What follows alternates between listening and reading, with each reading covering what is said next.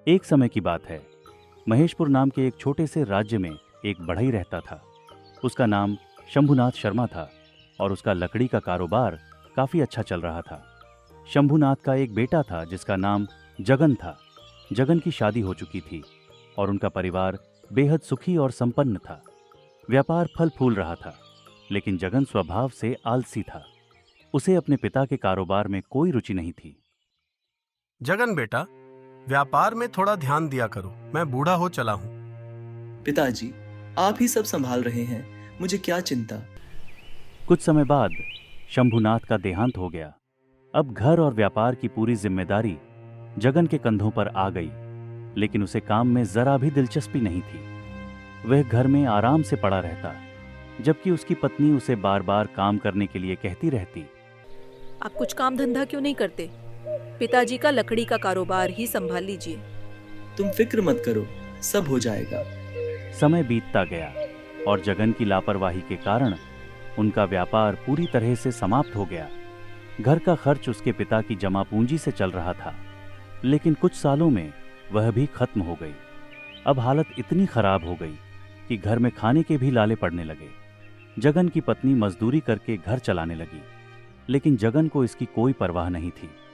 एक दिन उसकी पत्नी बीमार हो गई और काम पर नहीं जा सकी। उस दिन नगर सेठ, जिसके यहां वह काम करती थी, घर आ गया। तुम काम पर क्यों नहीं आई? चलो, मैं तुम्हें लेकर चलता हूं। सेठ जी, मैं बीमार हूँ। बहाने बनाना छोड़ो और काम पे चलो। इतना कहकर सेठ उसकी पत्नी का हाथ पकड़ के उसे जबरदस्ती ले जाने लगा। जगन यह सब देखकर गुस्से में आ गया। मेरी पत्नी को हाथ लगाने की हिम्मत कैसे की? पत्नी का अपमान देखकर जगन के अंदर गुस्सा भर गया। उसने नगर सेठ को भला बुरा कहा। इस पर नगर सेठ ने ताना मारा। अगर तुम्हें अपनी पत्नी की इज्जत का इतना ही ख्याल है तो खुद काम क्यों नहीं करते?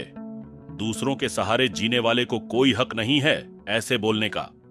जगन को अपनी गलती का एहसास हुआ और उसने पत्नी से कहा, तुम चिंता मत करो, आज से मैं काम करने जाऊंगा। मेरे पिता का हुनर अब मेरे काम आएगा। यह सुनकर पत्नी खुश होकर बोली। रुकिए, कुछ खाने के लिए ले लीजिए। जगन खाना और बढ़ई का सामान लेकर घर से निकल पड़ा। उसकी पत्नी ने उसे खाना भी बांध दिया। जगन चलते चलते एक घने जंगल में पहुंचा। वह एक एक पेड़ को देखकर सोचने लगा कि कौन सा पेड़ काटे। हर पेड़ से वह पूछता, क्या मैं तुम्हें काट सकता हूँ? लेकिन कोई जवाब नहीं मिलता।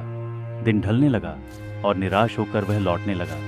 तभी एक पेड़ ने कहा, हाँ, मुझे काट लो, लेकिन जड़ से 2.5 हाथ ऊपर से काटना। यह सुनकर जगन खुश हो गया।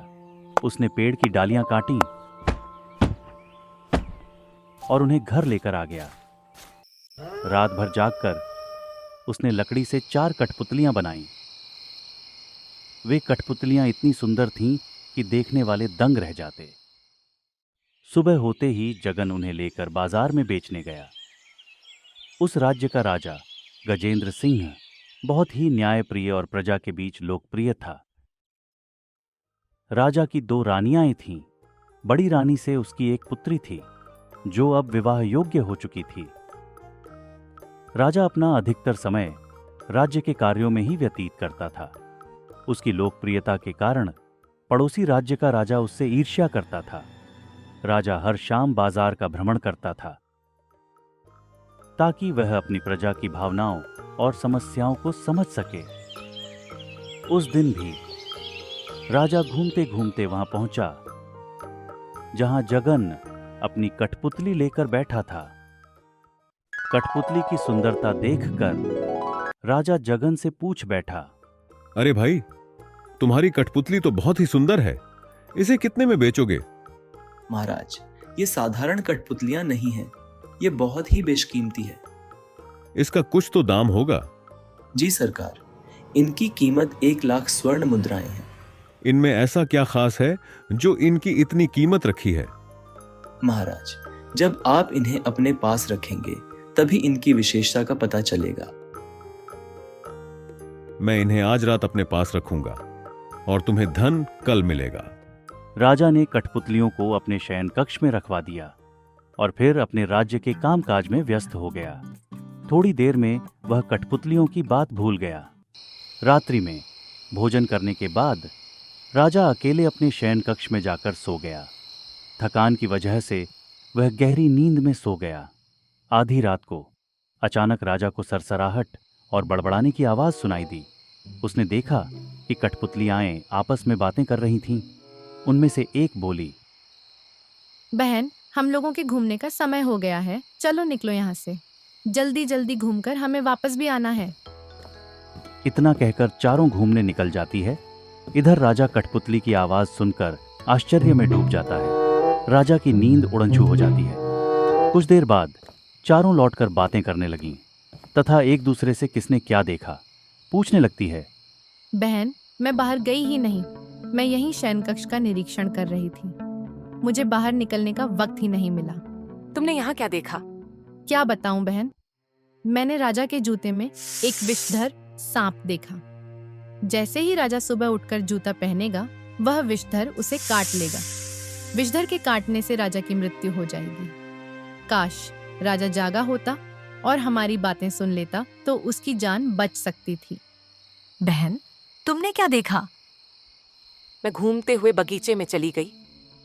वहां मैंने देखा कि राजा की बेटी किसी राजकुमार से बातें कर रही थी। वह कह रही थी, यदि उस दिन जंगल में तुमने मुझे शेर से नहीं बचाया होता तो मैं मर चुकी होती। इसीलिए अब मेरे ऊपर तुम्हारा ही अधिकार है।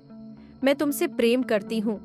यह बात मैं अपने पिताजी से कह नहीं सकती, क्योंकि मेरे पिता और तुम्हारे पिता भीम सिंह एक दूसरे के दुश्मन हैं। तब राजा भीम सिंह का बेटा राजकुमारी से बोला, यदि तुम्हारे पिता चाहेंगे तो मेरे पिताजी भी मान जाएंगे। इतनी कहानी सुनाकर कठपुतली 2 बोली, काश राजा अपने राज्य के कामकाज से थोड़ा समय निकालकर अपनी बेटी और परिवार की ओर भी ध्यान देता। अगर ऐसा होता तो उसकी बेटी को छिप छिप कर मिलने की जरूरत नहीं पड़ती। बहन, तुमने क्या देखा? बहन, मैं राजा के अस्तबल में घूमने चली गई। वहाँ तुमने क्या देखा? वहाँ मैंने जो देखा उसे देखकर मैं खुद हैरान रह गई। मैंने देखा कि राजा की छोटी रानी अस्तबल के पहरेदार से कह रही थी, मैं तुम्हारे बिना जिंदा नहीं रह सकती, मुझे कहीं भगाकर ले चलो। यह राजा अपने राजकाज में इतना व्यस्त है कि उसे मेरी कोई परवाह ही नहीं है। मैं इस राजा की पत्नी बनकर अब और नहीं रह सकती।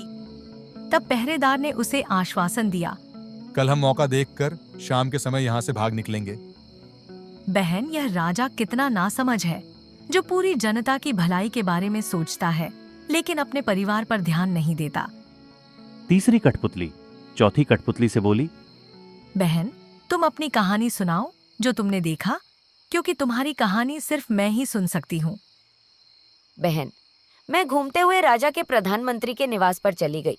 वहाँ मैंने जो देखा वह बेहद चौंकाने वाला था। मैंने देखा कि राजा का प्रधानमंत्री राजा के दुश्मन देश के जासूस से बातें कर रहा था। तुम अपने राजा को आज ही आक्रमण करने के लिए कहो। राजा गजेंद्र सिंह आने वाले खतरे से पूरी तरह अनजान है। यही सही मौका है। तुम तुरंत यहां से निकल जाओ और अपने राजा को संदेश दो कि आज ही इस राज्य पर धावा बोल दे। इतना सुनकर चौथी कठपुतली ने गहरी सांस लेते हुए कहा, काश राजा मेरी बात सुन पाता और उस गद्दार मंत्री को कड़ी से कड़ी सजा दे पाता। इतना कहने के बाद सभी कठपुतलियां चुप हो गईं। शयन कक्ष में सन्नाटा छा गया। राजा ने धीरे धीरे अपनी नजर उठाई और देखा कि चारों कठपुतलियां पहले की तरह बेजान होकर कोने में पड़ी हुई थीं। राजा आश्चर्य के सागर में डूबा हुआ था और मन ही मन सोच रहा था, जगन मुझसे इन कठपुतलियों के बदले पूरा राज्य भी मांग लेता तो मैं दे देता। 1,00,000 स्वर्ण मुद्राएं तो बहुत ही कम है। सुबह का समय हो गया था। राजा बिछावन पर बैठा और जोर से आवाज लगाई, दरवाजे पर कोई है? पहरेदार तुरंत अंदर आया। जी महाराज। राजा ने कहा, तुरंत किसी सपेरे को बुलाओ। पहरेदार आदेश मानकर बाहर गया और थोड़ी देर में एक सपेरे को लेकर हाजिर हुआ। महाराज, सपेरा आ गया है। मेरे जूते में एक विषधर छिपा है, उसे पकड़ो। सपेरे ने राजा के जूते से सच में एक विषधर को पकड़ लिया और उसे दूर ले गया। इसके बाद राजा ने तुरंत सेनापति को बुलवाया। राजा ने सेनापति को आदेश दिया, सबसे पहले छोटी रानी और अस्तबल के पहरेदार को कैद कर जेल में डाल दो। फिर प्रधानमंत्री को गिरफ्तार कर मेरे सामने पेश करो। साथ ही सेना को युद्ध की तैयारी करने का आदेश दो। सेनापति ने पूछा, महाराज, क्या हुआ? ये अचानक युद्ध का आदेश क्यों? राजा ने उत्तर दिया, अभी समय नहीं है, मैं बाद में विस्तार से बताऊंगा। अभी तुरंत मेरे आदेश का पालन करो। राजा की सेना ने दुश्मन देश पर आक्रमण कर दिया। इस युद्ध में राजा गजेंद्र सिंह की जीत हुई। युद्ध के बाद राजा ने सेनापति को पूरी सच्चाई बताई और प्रधानमंत्री, छोटी रानी और अस्तबल के पहरेदार को फांसी की सजा सुनाई। इसके बाद राजा ने अपनी पुत्री को बुलाकर उसे प्यार से समझाया और आश्वासन दिया, मैं तुम्हारी शादी तुम्हारी पसंद के लड़के से ही करूंगा।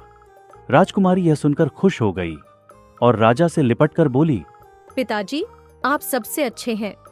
अंत में राजा ने जगन को बुलाया और कहा, तुम्हारी कठपुतलियां अमूल्य थीं। आज से तुम मेरे आधे राज्य के मालिक हो। अपने सामान का दाम तुमने बहुत कम लगाया था। इस तरह जगन की मेहनत और कला ने न केवल उसके जीवन को बदल दिया, बल्कि पूरे राज्य का भविष्य भी सुरक्षित किया। अरे वाह, क्या कहानी थी ना। अगर आपको ये कहानी पसंद आई हो तो इसे लाइक जरूर करें। अपने दोस्तों और परिवार के साथ शेयर करना मत भूलना, ताकि वे भी इस मजेदार कहानी का आनंद ले सकें। और हाँ, कहानियों की लहर चैनल को सब्सक्राइब करना मत भूलिए, ताकि आपको हमारी हर नई कहानी का अपडेट सबसे पहले मिले। तो जल्दी से लाइक, शेयर और सब्सक्राइब करें कहानियों की लहर के साथ। मिलते हैं अगली कहानी में, तब तक खुश रहिए।